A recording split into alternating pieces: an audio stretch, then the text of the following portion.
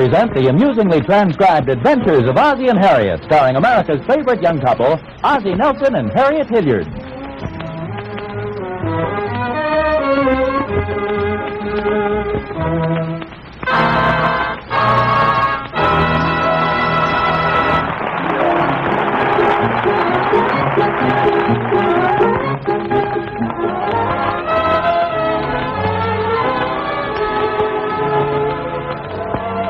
It's almost dinner time as we look in on the Nelsons of 1847 Rogers Road. Harriet's in the kitchen cooking dinner, and David and Ricky are putting the silverware on the table. Hey, Ricky, the spoons go on the right side of the plate. No, they go on the left. They go on the right. Left. Right. Left. Right. Forward march and watch your hands.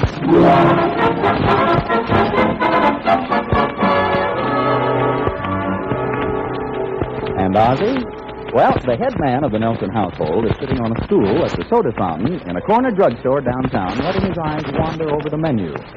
What'll it be, Mr. Nelson? Nothing, Walter. I'm just killing time, waiting for the bus. How about a snack while you're waiting? We have a dandy sandwich. Bus rider special. We guarantee you a seat all to yourself. Aren't you going to ask me what's in it?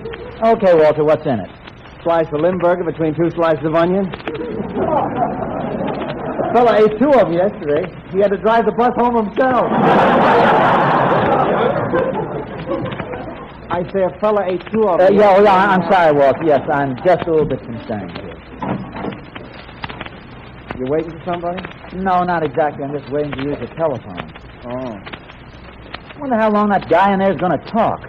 Oh, I hate people that make those long-winded telephone calls. Oh, it's so darn inconsiderate. Look at him in that booth. Silly grin on his face. I have an important call to make, and that half-wit talks on and on. You know who he is? Yeah, that's my brother, Eddie.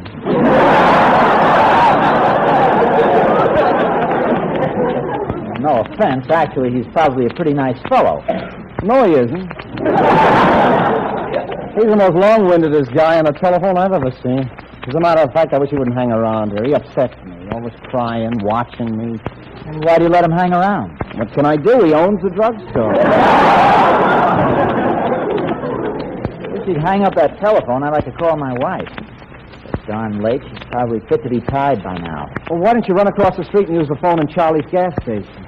I tried to, but Charlie's brother Joe is using it. My wife's making a cheese souffle especially for me. Here I am an hour late. You know how a cheese souffle is. If you don't eat it right away, it gets all soggy. Have you ever eaten a soggy souffle? Well, no, but I ate a wet waffle once. Gone straight home instead of fooling around, I wouldn't be late. I was watching a guy selling some stuff on the street and my bus went by. Then I figured I might as well drop in at the Newsreel Theater for a few minutes, and I guess my watch must have... When is that brother of yours going to get off the phone? No, wait a minute, I'll speak to him, Mr. Nelson. Just a second. Hey, Eddie. Yeah, there's a fellow out here wants to eat something, huh? Oh. What did he say? If you'll be a little while yet, his finger is stuck in the coin slot.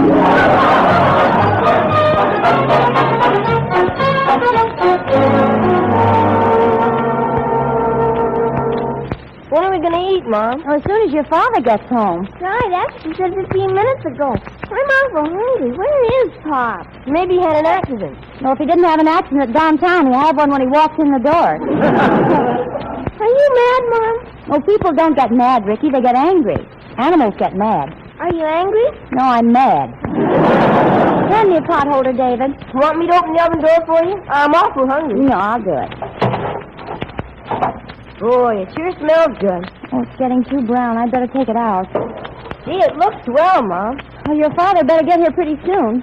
I have a hunch this isn't going to last much longer. What makes it so high and fluffy? That's the way it's made. I'm sure it's full of air. Uh-oh. I'm afraid it's beginning to sag.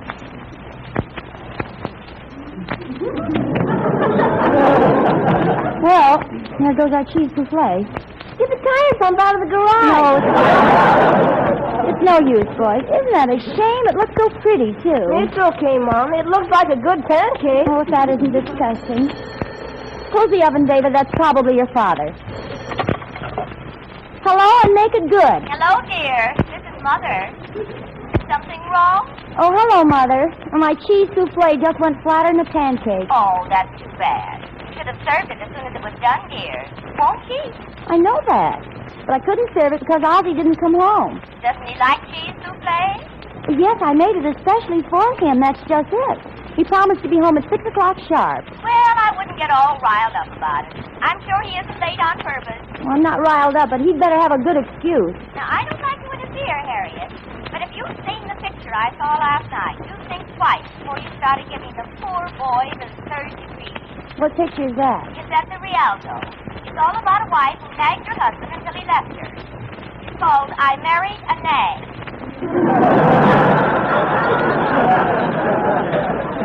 I saw that advertised. I thought it was a cowboy picture. Well, she nagged her husband so much, he finally left her. He married again, and guess what? What? His second wife nagged him so much he left her and remarried his first wife. Well, wasn't he right back where he started? No, because his wife had learned her lesson. And from then on, there wasn't a more gentle or a sweeter person in the world. And it had a surprise ending. What was it? He shot her. Well, what for? No reason at all. So you can imagine what a surprise it was. Well, Mother, I can assure you I have no intention of nagging Ozzie. But when he walked in here an hour late, I certainly think I have a right to an explanation. Now, I hate to interfere, Harriet, but I think you're being too possessive. If there's anything a man resents, it's having his wife take a possessive attitude. You mean you don't think I ought to ask him where he's been? Of course not, dear. He's not a child. Don't let him think you're trying to run his life for him. Treat him with a smile. Let him feel he has all the freedom in the world.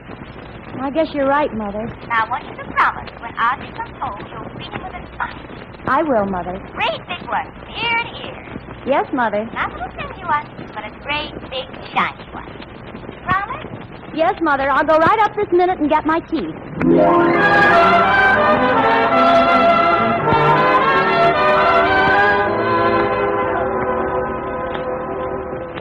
All I can say is I'm late, and I'm sorry. Now, you mean to say it's after 7 o'clock? Oh, I guess my watch must have stopped. I wouldn't continue. That you are? Oh, hello, Thorny. What's the idea of standing out here talking to yourself? Oh, just looking for my key. In your hand. Oh, yes, that's what I mean, looking for my hand. Oh, here it is. See nails and everything. Oh, I get it. You're late for dinner and you're trying to think up an excuse. Oh, don't be ridiculous. You think that's it? Come on in with me. Just say, that's an idea. Why don't you come in with me for a while, Thorny? Oh, no, you don't, Oz. Don't forget I was a boy once, too. I know that old trick. If you think you're going to catch heck from your mother, bring a friend along. I'll see you after the store. No, Thorny, come back here. What are you afraid of? How can a full-grown man be such a coward? Ozzie, what are you standing out here for? Oh, hello, dear. I'm just looking for my key, the one I have in my hand, you see. Well, come on in. Here, I'll take your coat. Now, before you fly off the handle, listen to my side of the story. I stood on that corner and three buses just went right past me. Oh, are you late, dear? Yes, I think I am a few minutes late, yes. You see, a sidewalk barker grabbed me and tried to sell me some phony auto polish, and my watch stopped, and that's why I'm late. Now, the obvious question on your mind is, why didn't I phone? Oh, really, dear? Doesn't matter. Well, of course it does. The least I could have done was to phone you. Well, that's all right, dear. You don't have to explain. You've listened to 3 of my excuses. At least listen to the one that's the truth. Okay, dear. Why didn't you phone? There was a man got his finger stuck in the coin slot. That one's the truth? Yes, it's the absolute truth. Walter's brother Eddie down at the drugstore. What was he doing with his finger in the coin slot? Well, I don't know. Maybe he was trying to tickle the operator under the chin. Well, don't worry about it, dear. Come on in. Dinner's all ready. You mean it hasn't collapsed yet? Collapse? Who ever heard of pork chops collapsing? Pork chops? Yes, pork chops, stewed tomatoes, potatoes, and peas. Isn't that okay? Oh, well, yes, wonderful. It's just that... Well, I was afraid you'd cook something special, like a cheese souffle. All right, dear, I'll confess. I did make a cheese souffle, but I must have started it too soon. Well, what do you mean? Well, because it was done long before you got home, and while I was trying to keep it warm, it collapsed. Well, don't worry about it, Harriet. After all, the boys and I don't expect you to be able to cook everything well. Oh, thank you, dear. I knew you'd Well, understand. of course I do. I tell you, tomorrow I'll write my mother and ask her to send you the recipe and directions for making a good cheese souffle.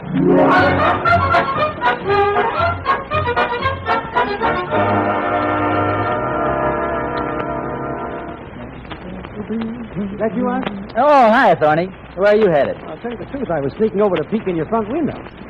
Wanted to make sure you were still among the living. Are you kidding, Thorny? Every little breeze seems to whisper. You're not fooling anybody with that singing, Ozzie. What do you mean? Just that you're not kidding me one single bit. I know Harriet scorched your hide when you got home. The funny part of it is, Thorny, she didn't. Oh, come on. There's nothing to be ashamed of. After all, I'm a married man, too. What if Harriet did give you a bawling out? It only proves that she loves you, that she worries about you. Believe me, Oz, you can thank your lucky stars that she thinks enough of you to be upset when you're late. Well, that's silly. Oh, be honest about it, Oz. Can you blame her? You say you'll be home at a certain time and you don't show up. Naturally, she's going to start to worry. 1,000 things start racing through her mind. What happened? Where can he be? So naturally, when you finally do show up, she's going to fly off the handle. It proves she's worried about it. She cares about it. Exactly. If she didn't give a darn about you, she'd just greet you with a big, happy smile. Yes, sir. You're a lucky guy, Oz. Oh, yeah, yes. Well, I'll see you later, Oz. I don't want Catherine to catch me out without my overcoat. She worries about me all the time. Well, I'll see you later.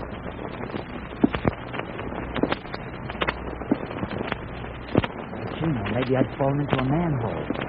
You don't have to explain, dear, just because you're late for dinner. And I've fallen unconscious in some dark alley and picked up by a garbage truck. It left a freeze on the city dump. That's all right. I don't mind. But she cares what?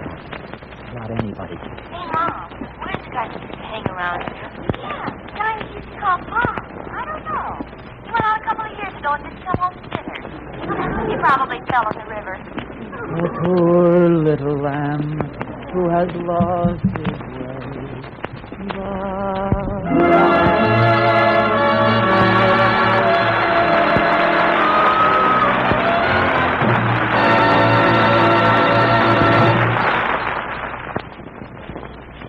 Don't go without your rubbers, David. Do I have to wear them? It isn't raining now. Oh, it could rain before you come home. Put your scarf on, Ricky, and bundle it up tight. It isn't cold out, Mom. It's colder than you think. Pull your cap down over your ears. Why, we're not babies. Whatever you are, I don't want you to catch cold. What? I said, I don't want you to catch cold, and you don't say what. You say, pardon me. You told me to put my cap over my ears, and I can't hear anything. You have your sweater buttoned up under your coat, David? I got everything buttoned up under everything. I feel like a stuffed turkey. Well, that's all right. It's better than catching cold. Now run. Bye, Mom. Bye, Pop. Goodbye. Goodbye, boys. I'm glad you look after the boys the way you do, Harriet. Nobody can say our boys are neglected. It's just a mother's duty. Yes, mother's duty, wife's duty. Well, I'm going out, too. All right, dear. I don't think I'll wear my heavy overcoat today. Don't you think you should? Now, if you're going to make a big fuss about it... Oh, no. No, dear, I'm not going to make a big fuss about it. You do whatever you want to. I think I'll just wear my light top coat. Okay, dear. In fact, I don't think I'll wear any coat, just a little thin sweater. Well, you wear whatever you like, dear. It's probably pretty cold out, but I don't mind. You think I'll be cold? Possible. You want me to wear my overcoat? Entirely up to you, dear. Harriet, stop worrying about me. Okay, I'll wear wool underwear and a heavy sweater. But you're not going to talk me into putting on my overcoat. You can talk all day, but I won't do it. Go ahead, try and talk me into wearing my overcoat. You don't have to wear anything if you don't want to, dear. You're free to do as you please. You can go out in practically nothing if you want to. Practically nothing, but not nothing. You see, Harriet, you're worried. Stop it, girl.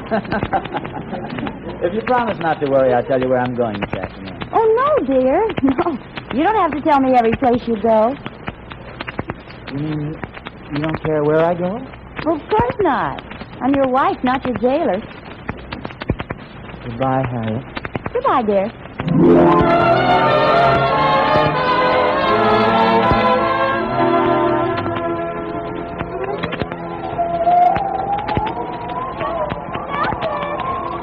Oh, Eddie Lou. Gracious, Mr. Nelson. Does Miss Nelson know you're out without a coat? Oh, yes, she knows. And she doesn't care? No. I found that very few people care as much as you. You look nice and warm. I am. My science professor has me wearing his new experiment. I'm test proving him today. What is it? Electric sluggies. Wish I had a pair of those. Do they work? Fine in the house, but outside there's no place to plug them in.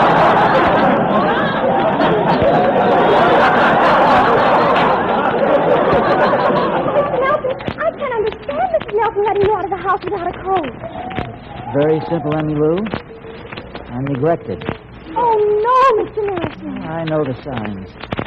Yesterday I was late for dinner. An extra special dinner at that. And instead of flying into a rage, shouting and calling me names, like any loving wife would do, she didn't say a word. Oh, you poor Mr. Nelson, neglected, left out in the cold, shivering before the cold blast of winter. Gather some twigs and build a fire, and I'll run home and get you a can of soup. No, don't bother about me, Emmy Lou. I'll manage somehow. Oh, can't I get you a blanket, Mr. Nelson?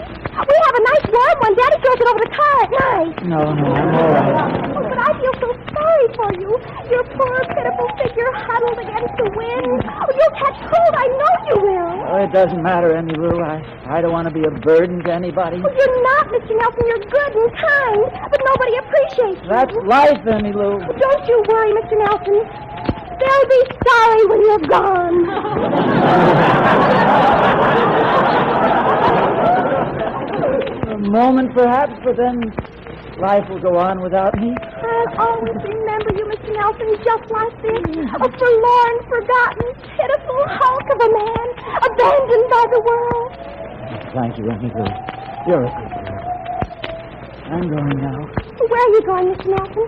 To the river? Possibly to the river. You better take a nap. It's frozen over.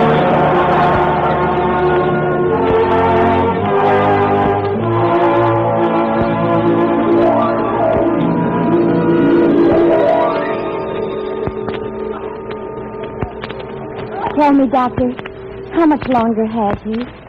Well, he has virus X right now.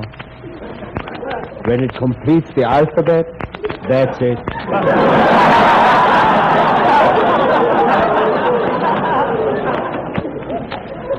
We'll go in now. No tears, please, Harriet. Be brave. Dad, what a man. Will you forgive me for neglecting you? There's nothing to forgive, my dearest. If ever you've possessed any faults, my love has blinded me to them. Dad, what a man. Bid me bon voyage. Please, please. No tears, my dearest. I can't help it.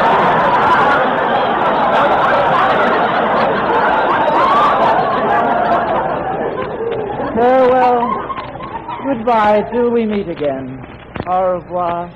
Au revoir. Auf Wiedersehen. Auf Wiedersehen. Gesundheit.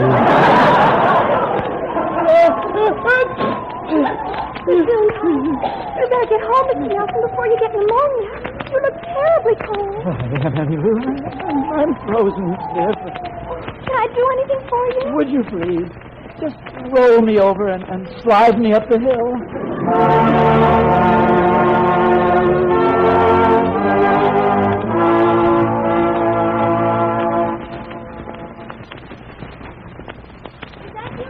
Yes, dear. Harriet, I think I'm coming down with something. Feel my forehead. Be careful you don't burn yourself. Well, it's hard to tell. Do you really feel bad? Oh, terrible. Well, come on over and lie down on the couch. But there's nothing to forgive, my dearest. If you've ever possessed any faults, my love has blinded me to them. All I said was lie down on the couch. Now Oh. lie down. I'll go get a cover for you. Hey, Mom. Oh, hi, Pop. Hello, David. My son. Can I have a dime? Oh, certainly, my boy. You'll have to reach in my back pocket and get it. Your old dad isn't feeling very well today. What's the matter, Pop? Oh, I'm sure it's nothing serious. There's only $50 in here. I'll bring you the change. That's all right. I may not have much use for money in a little while. You mean I can keep the 40 cents? Yes. As I say, I may not have much use for money in a little while. Gee, 40 cents. Yes. You see, I may not have much use for money in a little while. Why, you ask? Because... I'm not going to question you, Pop. What's wrong with Pop? I don't know, but if it lasts for a couple of days, we can both be millionaires. He just gave me $50. Gosh, how come? I'm glad you asked that. You see, I may not have much use for money in a little while. Here's a nice warm comforter, dear. Ricky, go fill a hot water bottle. Do you feel any better? I don't know, Harriet. It really doesn't matter much, does it? Well, it certainly does matter. You're half frozen. Of all the silly ideas walking out of here in a little thin sweater in the middle of winter. Here, let me prop up your pillow. Oh, thank you, dear. Here's a hot water bottle, Mom. Oh, thanks, Ricky. Here, let me slip this under you. Are you comfortable now, dear? Harriet. Now lie still and keep quiet. No, Harriet. I have a confession to make. I'm not sick at all. I'm just faking. Faking? Well, why? You probably won't believe this, but I thought you were neglecting me. I just wanted to get a little attention. Ozzie, what's wrong? This sharp pain. It just shot across my back. Now it's creeping up my side. It's shooting down my arm. I'm on fire. Take these covers off, Harriet. I'm burning up. Is this another joke? Oh, for goodness sakes. Ricky didn't tighten the stopper in the hot water bottle.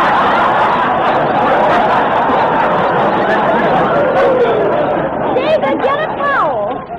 Honestly, dear, I can take a joke as well as anybody, but this is the silliest thing I've ever heard of. Louder, dear, please. You can hear me all right. What's come over you lately? Pardon me, dear. Last night, for instance, I go to all the trouble to make a cheese souffle, and you come waltzing in here You an hear hour that, later. Bonnie? Some She ridiculous loves me. excuse. She loves me, Bonnie. You hear that?